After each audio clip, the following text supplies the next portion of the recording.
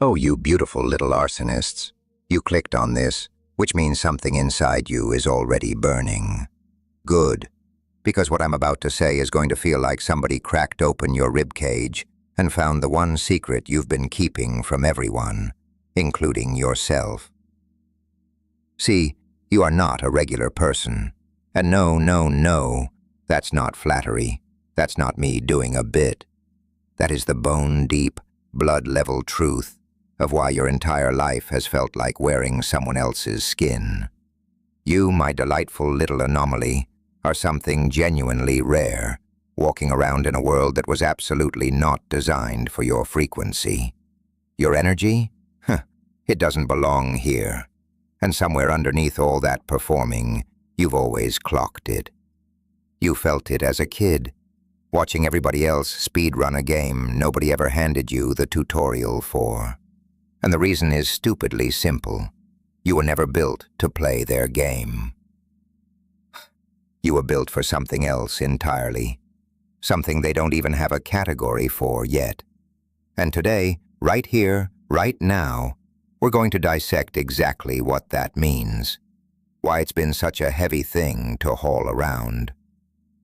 And why everything is about to flip for you. So, let's begin where it gets uncomfortable.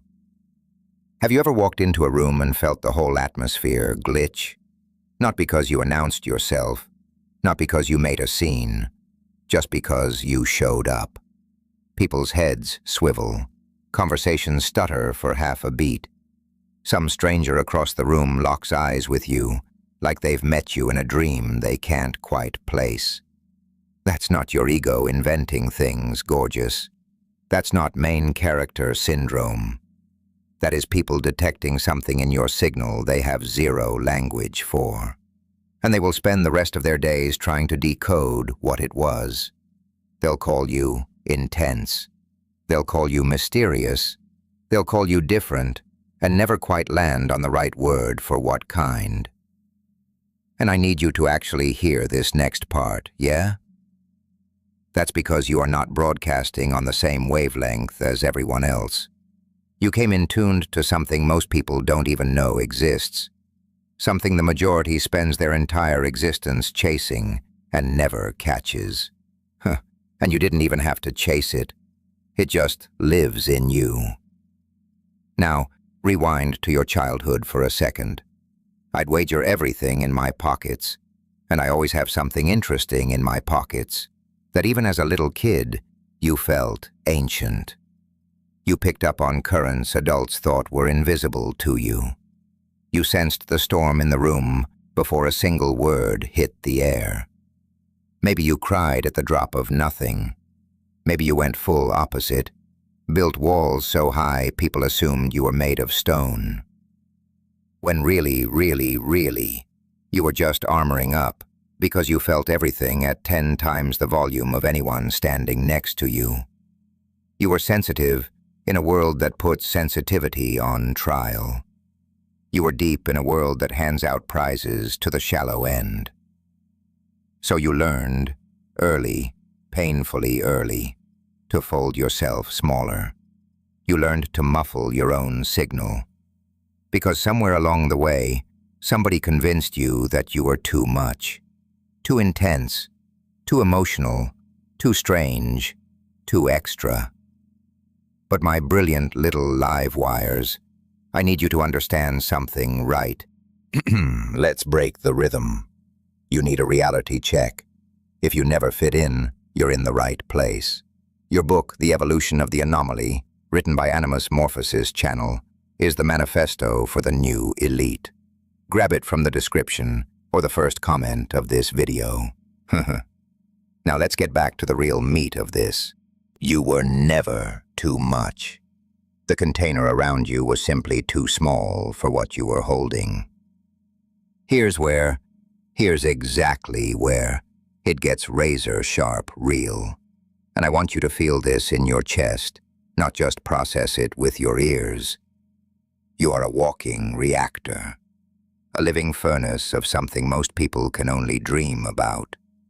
You step into a space, and without lifting a single finger, You rearrange the whole room's chemistry. You shift how people feel about themselves just by existing near them. And because of that, people are pulled toward you in ways they can't rationalize and, frankly, can't resist. They don't always know why they want to orbit you. They don't always know why they're calling you at 2 in the morning to unload their entire autobiography within 10 minutes of meeting you. Why they feel steadier just sitting beside you on a bus or in some fluorescent-lit waiting room. It's because they can sense you're connected to something bigger than the daily noise everyone else is drowning in. Most people are wired into the machine. The stress, the scarcity, that constant low-frequency hum of anxiety that runs this whole beautiful, broken society. You're connected to the source. Direct line, no middleman, no interference. And people feel that difference in their marrow, even when they could never articulate it. But here's the part nobody warns you about, and it is the part that's been quietly, persistently grinding you down your whole life. When you're a reactor like that, people don't just enjoy your warmth. They start to need it. Yeah, they start to lean on it. They start, sometimes without even clocking what they're doing, to hook into you like you're a power station. Think about how many times you left a conversation feeling completely gutted, even though you didn't lift anything heavier than small talk. Think about how many times you sat in a room full of people, vibing, laughing, doing what looked like a good time from the outside, and walked out feeling like somebody yanked your cord. That's not random. That's not just introvert tax. That is real. People have been drawing from your field for years, and most of them have zero idea they're doing it. It's not always on purpose. A lot of the time, it's completely unconscious. They just feel better around you, so they keep coming back and back and back, without once asking what it's costing you. And I want to level with you about something, because this is the part that actually matters. You have likely spent years, maybe your entire life, giving and giving and giving to people who never once did the work to fill themselves up. You became the unlicensed therapist of your whole circle. You became the one everyone speed dials when their world is collapsing. But somehow,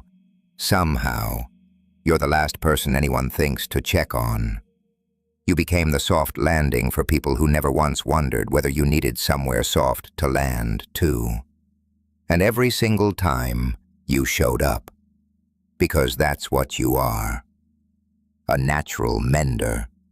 Somebody whose presence alone settles people's nervous systems. Somebody who can sit inside another person's pain and somehow help carry the weight without even meaning to. But menders forget they need mending, too. Reactors forget they need coolant, too. And that is exactly why you've been feeling so depleted lately. So stretched gossamer thin, so absolutely done in a way you can't fully communicate to the people around you, because on paper your life might even look fine. But inside, you've been running on vapor for a long, long time. Here's something else I want you to sit with. Have you noticed people getting weird around you lately? A little frostier, a little more distant. Almost like they're low-key irritated with you for reasons they themselves can't even name. Or maybe, it's the polar opposite. Maybe people are getting clingier, more intense, calling more, texting more, showing up more. Almost like they can feel you pulling away, and they're white-knuckling the rope. Both of those reactions come from the exact same place. You have been changing. Yeah, you've been leveling up. You've been doing the quiet, invisible, unglamorous work of becoming more of who you actually are. And people around you can feel that shift, even when you haven't breathed a single word about it. Some people are going to feel threatened by your evolution because your glow forces them to confront their own dimness. And that's uncomfortable for anyone who isn't ready to do their own heavy lifting. Other people are going to clutch tighter because some small part of them senses, right here, right now, that the version of you who used to give endlessly, who used to be on call 24/7, who used to let people trample every boundary you drew in pencil, that version is starting to dissolve, and they are terrified of losing their backstage pass. This is the part where I tell you something that might sting a little, but it's coming from something real, something honest. You cannot keep being everybody's source. You were never meant to be the source. You are meant to be a corridor to it, a corridor. There is a difference, and that difference is the whole game. When you let people lean on you so heavily that they stop doing their own inner work, you're not actually helping them. You're enabling them, yeah, and you are slowly gutting yourself hollow in the process. You can walk someone to the threshold. You cannot shove them across it. You can hand somebody the match. You cannot keep their fire lit forever. And the sooner you make peace with that, the sooner you stop drowning in guilt every time you choose yourself. The sooner your whole life is going to crack open in ways you literally cannot imagine from where you're standing right now. With love, yeah. I also want to talk about the loneliness in this, because nobody talks about the loneliness of being wired like this. There is a very specific breed of lonely that comes from being surrounded by people and still feeling completely invisible. You can be in a room packed with friends, family, co-workers, and still feel like nobody actually knows the real you. Because the real you got locked away a long time ago to make room for the version that's easier for everyone else to digest. You've probably had nights where you cried in your car before walking into your own house, just to keep things smooth, just to keep being the dependable one, just to keep being okay. Yeah, okay, for everyone else. And I want you to know that ends now. That chapter, the one where you compress yourself so other people can feel expanded, the one where you swallow your needs so other people don't have to sit with theirs. That chapter is closing, whether the people around you are ready for it or not. Closed. Here is something that's going to land for you. Remember earlier when I said people sense something different about you, and they can't decode it? This is exactly why. You have been carrying a kind of energy that genuinely is not of this world. Not in some sci-fi tinfoil sense, but in the sense that it doesn't run on the same fuel everybody else burns through. Most people operate off fear, scarcity, survival mode on a loop. You've always operated from somewhere deeper, somewhere quieter, somewhere that feels almost primordial. Primordial. When you tap into it, that's the angelic frequency. Not wings, not halos. I'm talking about a kind of presence that injects calm straight into chaos, that radiates warmth into freezing rooms, that makes people feel like they can finally exhale when they're around you. That is an extraordinarily rare thing to carry. Most people will go their entire lives and never once encounter someone who makes them feel that way. You do it without trying. That's the whole punchline. That's why you're not a regular human. Regular humans don't make strangers well up just from feeling seen for the first time in years. Regular humans don't hear, "I don't know what it is about you," from basically every person they meet. You do, because you are not regular. You never were. Now, here's where the whole picture starts to rearrange. Because once you understand what you actually are, you can't go back to hemorrhaging your energy the way you used to. You start clocking who actually reciprocates and who just takes. You start noticing who asks how you're doing and genuinely wants the answer, who actually waits for it, versus who just uses you as a dumping ground before ghosting until the next meltdown. You start protecting your peace, not out of bitterness, but out of self-respect. Because you finally understand that your energy is sacred, and it deserves to flow toward people and things that actually nourish you back. This is not about torching every bridge. This is not about going cold or building a bunker. It's about discernment. It's about finally understanding that you get to choose where your glow goes, instead of letting it get siphoned by anyone who happens to wander close enough. And I know what some of you are thinking right now, because honestly, I can feel it through the screen. But what about the people who really need me? Here's the truth, and I say this with everything I've got. The right people in your life will not vanish when you set boundaries.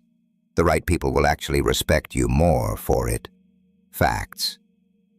It's only the people who are benefiting from your lack of boundaries who are going to lose it when you finally install them.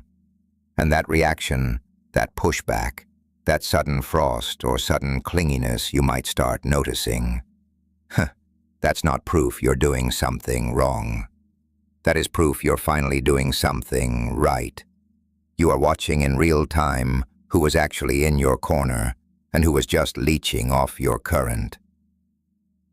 I also want to name something I think you already feel, but maybe haven't said out loud yet.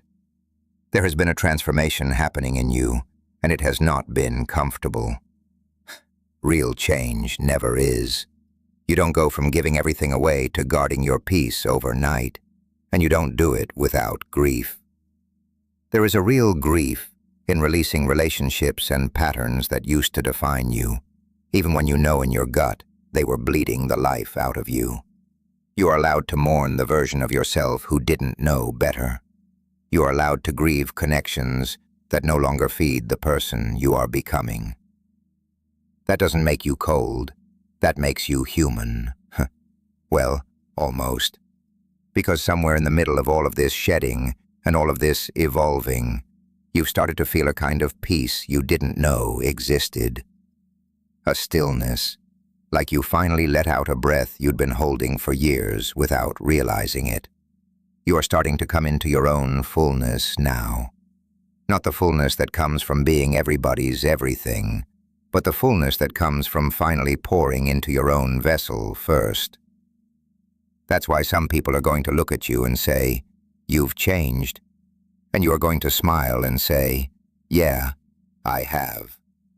Because for the first time in a very long time, you are not performing a version of yourself for anyone else's comfort.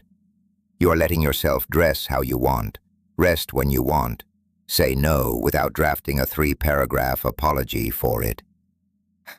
Walk away from conversations that drain you without guilt eating you alive afterward. And the people who cannot handle this new version of you, let them go. Let them go. Not with anger, not with revenge, just with a quiet, calm exhale. The same way you'd unclench your fist and release something that was never yours to white-knuckle in the first place. This is also what I want to talk about your purpose, because all of this, the sensitivity, the exhaustion, the years of overgiving, the slow awakening you are moving through right now, all of it has been leading somewhere. You are not here to feel everything more intensely than everyone around you for no reason. You are here to lead, not in a loud, look at me, center stage way, but in the quiet way that real leaders actually move through the world. By example, by presence, by simply being so fully and unapologetically yourself that other people start to remember they're allowed to be, too. People are watching you, you stunning little fire starters. Even people you don't realize are watching. People who knew you years ago and lost touch are noticing your shift from across the timeline. People who barely know you are wondering what you're doing differently, what you're tapping into, because they can see something recalibrating in you that they want for themselves, but do not know how to access yet. That's not your burden to carry. Your job is just to keep walking your line, keep protecting your energy, keep choosing yourself, and let your life become the living receipt that what once felt impossible is not. I want you to think about the next few weeks like a kind of quiet unraveling. You might feel pulled toward more solitude than usual. And that's not you being antisocial. That's you finally plugging in a battery that's been flatlining for way too long. You might feel a sudden pull to get outside more, to put your bare feet on actual earth, to sit near water, to just breathe somewhere quiet without a screen glowing in your hand. Let yourself do that without guilt.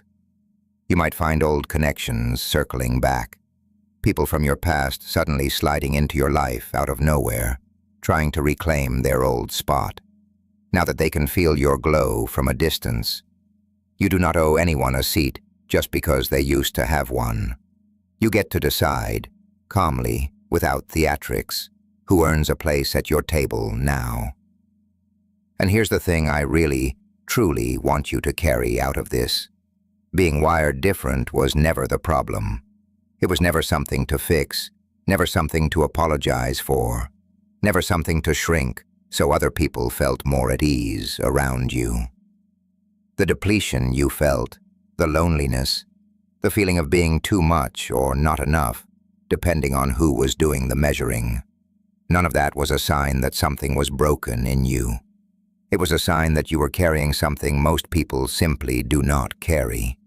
A rarer kind of energy, a deeper kind